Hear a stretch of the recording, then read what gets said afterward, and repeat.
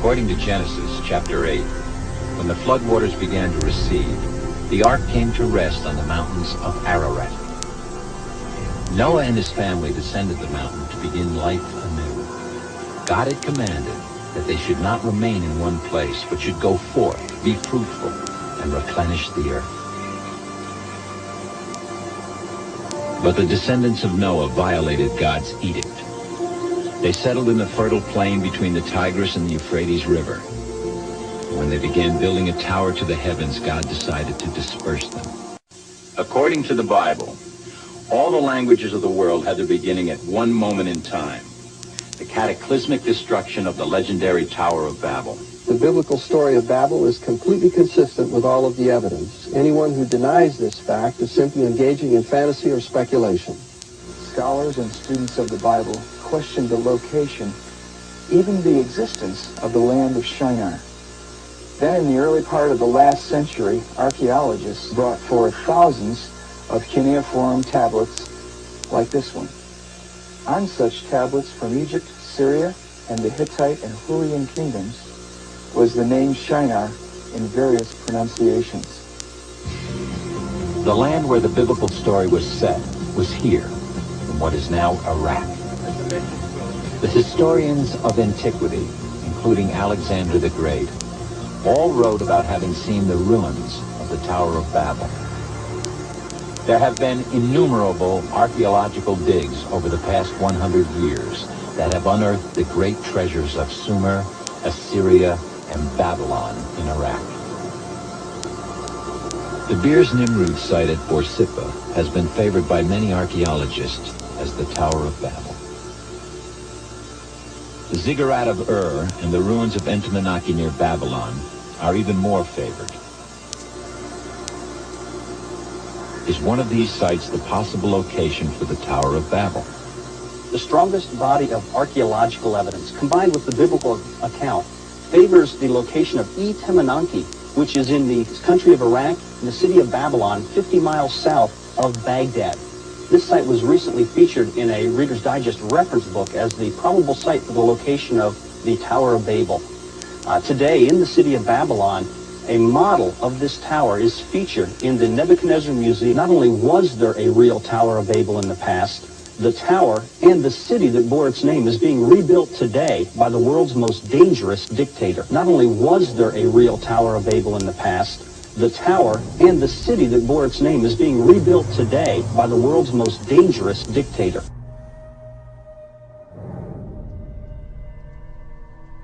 Simply stated, there is no doubt that Saddam Hussein now has weapons of mass destruction. Weapons of mass destruction. Weapons of mass destruction. Weapons of mass destruction. Weapons of mass destruction. Weapons of mass destruction. Weapons of mass destruction.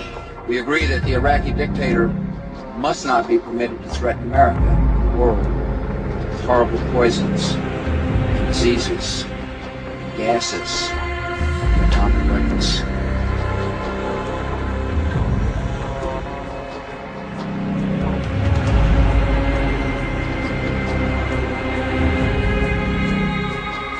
Evidence from intelligence sources, secret communications, and statements by people now in custody reveal that Saddam Hussein aids and protects terrorists, including members of Al-Qaeda.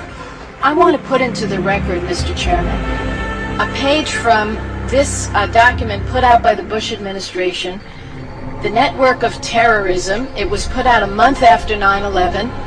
A page that says countries where Al-Qaeda or affiliated groups have operated. Iraq is not listed. The temple towers of Mesopotamia were centers for communicating with ancient astronauts. I believe the tower was intended as a communication device, but not with any so-called ancient astronauts, rather with the spirit world of demons and fallen angels. Rather with the spirit world of demons and fallen angels. We have before us the opportunity to forge for ourselves and for future generations a new world order, a world where the rule of law, not the law of the jungle, governs the conduct of nations. When we are successful, and we will be, we have a real chance at this new world order, an order in which a credible United Nations can use its peacekeeping role to fulfill the promise and vision of the UN's founders.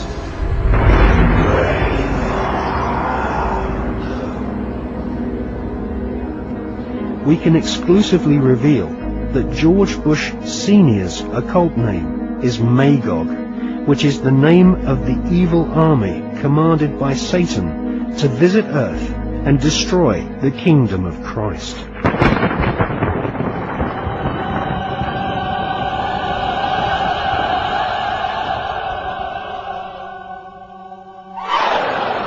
These minor antichrists, or Dajjals, herald the era of the great Dajjal, the supreme Antichrist, the premier son of Satan, who will spread terror in the name of peace. So long until they suspend and or make it clear that they that their statements aren't real. Yeah, I believe they want to have the capacity, the knowledge, in order to make a nuclear weapon, and I know it's in the world's interest to prevent them from doing so. I believe that the Iranian, if Iran had a nuclear weapon, it would be a dangerous threat to world peace. We got a leader in Iran who has announced that he wants to destroy Israel. So I've told people that if you're interested in avoiding World War III, it seems like you ought to be interested in preventing them from having the knowledge necessary to make a nuclear weapon. And I take the threat of Iran with a nuclear weapon very seriously.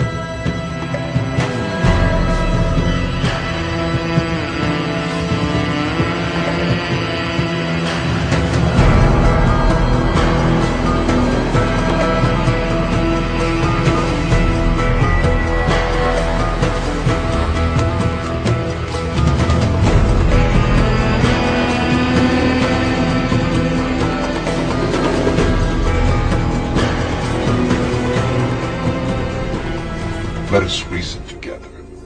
It would be a regrettable waste. It would be nothing short of madness for you, brave king, and your valiant troops to perish.